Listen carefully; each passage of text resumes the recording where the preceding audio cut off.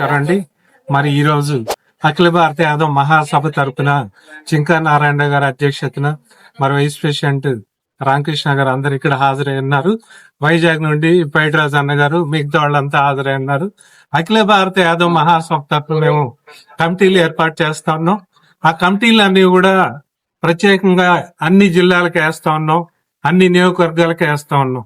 మరి ఈ రోజు చింకా నారాయణ గారి అధ్యక్షతన ఎప్పుడైతే వారు రాష్ట్ర అధ్యక్షులు అయ్యారో అప్పటి నుంచి కూడా పరిపరి విధాలుగా సంఘ నిర్మాణం జరుపుకుంటూ వెళ్తుంది.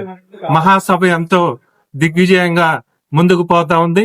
వారి నాయకత్వంలో 175 నియోజకవర్గాలకి 170 నియోజక అధ్యక్షులను ఎన్నుకుంటాం. అట్లానే యూత్ కమిటీలు కూడా ప్రతి జిల్లాకి యూత్ జిల్లా ప్రెసిడెంట్ ఎన్నుకుంటాం. 170 నియోజకవర్గాలకి యూత్ ప్రెసిడెంట్లు ఎన్నుకుంటా ఉంటాం.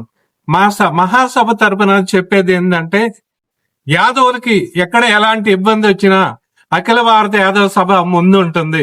వాళ్ళ సమస్యల పరిష్కారానికి కృషి చేస్తుందని తెలియజేస్తూ ఉంటాం. అదే మాదిరిగా ఆర్గనైజేషన్ పరంగా వచ్చినప్పటికీ చట్టసభల్లో మాకు రావాల్సినటువంటి వాటా కోసం పొట్లాడతాం. రేపు 4 రాజ్యసభ సీట్లు ఖాళీ అవుతా ఉన్నాయి. అందులో ఖచ్చితంగా ఒకళ్ళు యాదవులకి దామాషా ప్రకారం ఇవ్వాలని మేము అందరం ఘంటాపథంగా డిమాండ్ చేస్తా ఉన్నాం.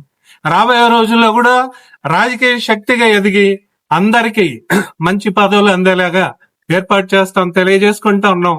ఫైనల్ గా ఒక్క మాట చెప్తున్నాం, రాబోయే 6 నెలల్లో స్థానిక సంస్థల ఎన్నికలు జరుగుతూ ఉన్నాయి. ఏదైతే మా అధ్యక్షులు గారు, ఉపాధ్యక్షులు వారు, మిగతా కమిటీ వారు ఏర్పాటు చేసినటువంటి ఈ కమిటీలు అన్ని కూడా గ్రామాన తిరిగి ప్రతి గ్రామంలో సర్పంచ్ కి నామినేషన్ వేపిస్తాం యాదవుల తరపున, ప్రతి ఎంపీటీసీకి నామినేషన్ వేపిస్తాం మా అఖిల భారత యాదవ్ మహాసభ తరపున, ప్రతి జడ్పీటీసీకి మా అఖిల భారత యాదవ్ మహాసభ తరపున యాదవుల ద్వారా నామినేషన్ వేపిస్తాం. జిల్లా పరిషత్ అధ్యక్షుల్ని యాదవులు ఎన్నుకునే దానికి శక్తి వంచన లేకుండా పోట్లాడతాం తెలియజేస్తా ఉన్నాం. రాబోయే చట్టసభల్లో అధిక సంఖ్యలో మా యాదవ జాతిని ముందుకు తీసుకెళ్లేదానికి మేమంతా కూడా కలిసికట్టుగా పోరాటం చేస్తాం తెలియజేసుకుంటూ ఉన్నాం. ఇక్కడ కూడినారంటే మా సోదరులందరికీ ప్రత్యేక ధన్యతలు, కృతజ్ఞతలు తెలియజేస్తున్నాం. జై యాదవ్, జై మాధవ్.